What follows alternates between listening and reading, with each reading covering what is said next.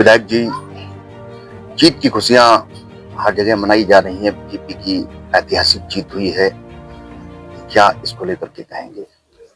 देखिए, पश्चिम बंगाल ने पूरे भारत देश का मन हम सभी लोगों के सामने रखने का काम करा है।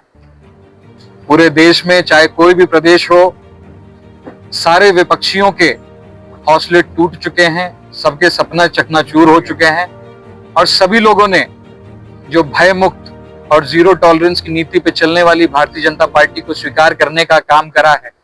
वाकई बंगाल ने जिस तरीके से परिवर्तन लिया है, बंगाल ने जिस तरीके से गुंडा राज को खत्म करने का काम करा है, टीएमसी की सरकार को गिराने का काम करा है। हम सभी लोग जानते हैं कि पिछले चुनाव में बंगाल में चुनाव के रिजल्ट के बाद में बंगाल में क्या हश्र हुआ था। भारतीय जनता पार्टी के कार्यकर्ताओं को जमीन पे रोड घरों से निकाल निकाल कर मारा गया था।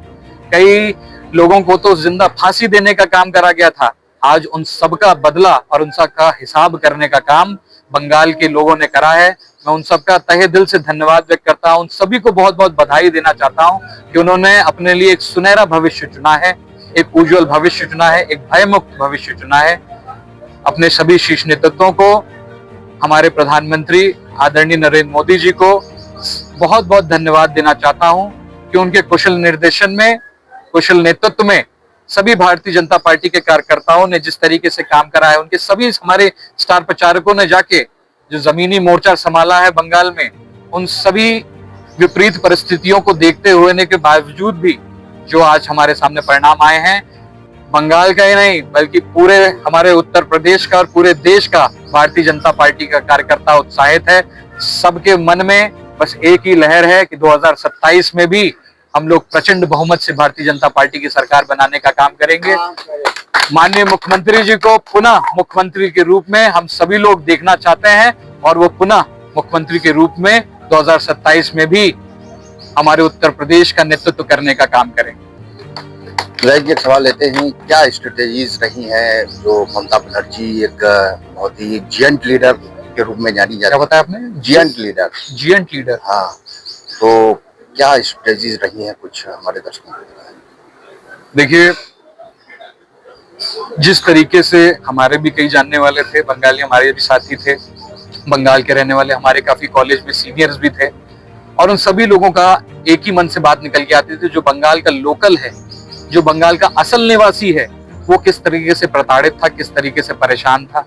उनके हक पर जो इंडिया का लीगल रेसिडेंट है, जो इंडिया का प्राथमिक नागरिक है, उनके हकों पर किस तरीके से डाका डाला जा रहा था और हकों की बात बोलने पर किस तरीके से गुंडागर्दी के नाते, किस तरीके से उनको डरा के, धमका के, मार के उनको वहां से परेशान करा जा रहा था। और इन सभी नीतियों के चलते, उनके इसी आचरण के चलते, जिस तरीके से अन्य प्रदेशों में भारतीय जनता पार्टी की सरकार के नेतृत्व में अन्य प्रदेशों ने भय मुक्त माहौल पैदा करने का काम करा है, जिस तरीके से आज हमारे उत्तर प्रदेश में हम सभी लोग, हमारे घर की बहू बेटियां, हमारे उत्तर प्रदेश के सभी उद्योगपति, सभी निवेशक, हमारे उत्तर प्रदेश के जितने भी व्यवसायी हैं, आज सब लोग एक भय मुक्त व्यवस्था में रह रहे हैं। हमारी बहन बहू बेटियां भय मुक्त होकर पढ़ने जा रही हैं, नौकरियां कर रही हैं।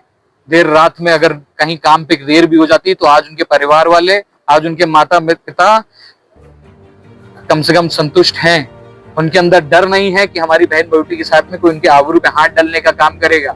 हमारे व्यवसायी आज के समय पे संतुष्ट हैं कि अगर वो कहीं निवेश करेंगे, अगर कहीं कारखाना लगाएंगे तो उसके साथ आगजनी नहीं हो जाएगी, उसको लूटा नहीं जाएगा।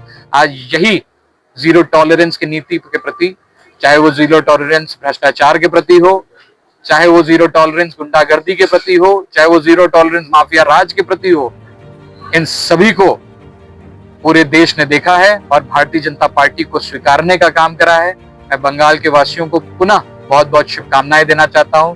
भारतीय जनता पार्टी को, भारतीय जनता पार्टी के सभी कार्यकर्ताओं को बहुत बहुत शुभकामनाएं देना चाहता हूं। बहुत बहुत धन्यवाद। नारी सशक्तिकरण की बात करने वाली भाजपा की सरकार ने, विपक्ष कह रहा है कि ममता बनर्जी के साथ में हाथापाई भी कर दी गई है। देखिए, नारी सशक्तिकरण के लिए हम सभी लोग जानते हैं कि भारतीय जनता पार्टी का रुख किस तरीके से रहता है। जहां पर नारियों को हर एक मोर्चे पर, हर एक स्थान पर हम लोग सशक्त करने के लिए तरफ आगे कदम बढ़ा रहे हैं और बढ़ाना भी चाह रहे हैं। और आप हम सभी लोगों ने देखा था कि पिछले 17 तारीख को किस तरीके से, चाहे वो सपा हो, चाहे वो कांग्रेस हो, चाहे वो अन्य कई दल हो, उन सभी विपक्षी दलों ने किस तरीके से इस नारी अधिनियम को, जो हम लोगों को 33% महिलाओं के लिए आरक्षण देने आना था, उसका किस तरीके से विरोध करते हुए आज इस आरक्षण को, महिलाओं की उम्मीदों को, महिलाओं की उम्मीदों पर पानी फेरने का काम करा है। हमारी आदि शक्ति पर किस तरीके से उन लोगों ने बदनाम करने का काम करा है, हम सभी लोगों ने बखूबी देखा है। और उस जगह पर अगर इस तरीके के लाछन कोई विपक्ष पार्टी लगाती है, वो कहीं शोभा नहीं देती है। कहा जाता है कि ये जो चुनाव हुआ है इसमें सेंट्रल एजेंसी, चाहे ईडी, सीबीआई और आपका ज्ञानेश कुमार, ये सभी निराधार हैं। ये सब आप सब लोग बखूबी जानते हैं। ये अभी से नहीं, 2014 से, 2014 के पहले बताइए कौन सी सरकार थी? कांग्रेस की सरकार कैसे 14 में जीत गए भारतीय जनता पार्टी, और प्रचंड बहुमत के साथ जीती। क्या उस समय सीबीआई, सीआईडी और ये सब सब नहीं थे क्या? ये सब निराधार हैं। जब हारते हैं तो ये सभी वजह उनके निराधार निकल के आ जाते हैं कि हाँ, ईवीएम हैक हो गया, ईवीएम बदल दिया गया, कहीं पानी भर दिया, कहीं ये कर दिया, कहीं उल्टा। ये सभी, मैं विपक्ष से कहूंगा कि जनता की सेवा करें, जनता के बीच में रहना सीखें।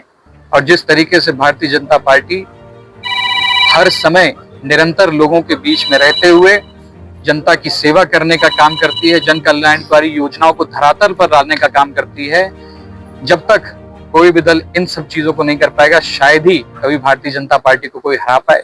और जिस नीतियों के साथ भारतीय जनता पार्टी, उनका शीर्ष नेतृत्व चल रहा है, हम सभी लोग उनका पालन करने का काम कर रहे हैं।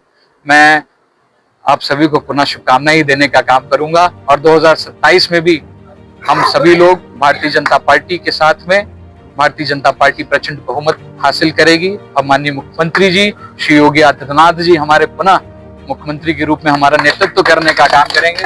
आपको भी शुभकामनाएं देता हूं, सभी साथियों को बहुत बहुत धन्यवाद। एक सवाल और लेंगे। के कहने के मुताबिक भाजपा का जनाधार दिन प्रतिदिन बढ़ रहा है, 27 में प्रचंड जीत होगी, बेशक स्वीकार किया है। कभी 24 के परिणाम के बारे में चिंतन किया है, जो लोकसभा के परिणाम रहे हैं जी, इस पर थोड़ा बता दीजिए। देखिए, आप सभी लोग, हम लोग अभी फिर आपको बता रहे हैं, फिर एक बार बताते हैं आपको कि देखिए, सबका साथ सबका विकास के साथ हम लोग आगे बढ़ते हैं। सबका साथ सबके विकास के साथ आगे बढ़ते हैं और उसी आधार पर हम सभी लोग भारतीय जनता पार्टी का एक एक कार्यकर्ता, एक एक पदाधिकारी और एक एक शीर्ष नेतृत्व के निर्णय अनुसार ही उनका नियम पालन करने का काम करते हैं।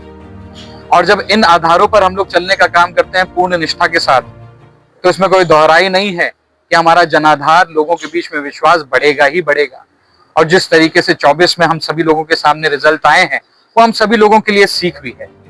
और उन पर भी काम करते हुए, देखिए, मैं आपको पुनः बताना चाहूंगा, भारतीय जनता पार्टी निरंतर काम करने वाली पार्टी। इनका, हमारा कार्यकर्ता न सोता है, न थकता है, न रुकता है।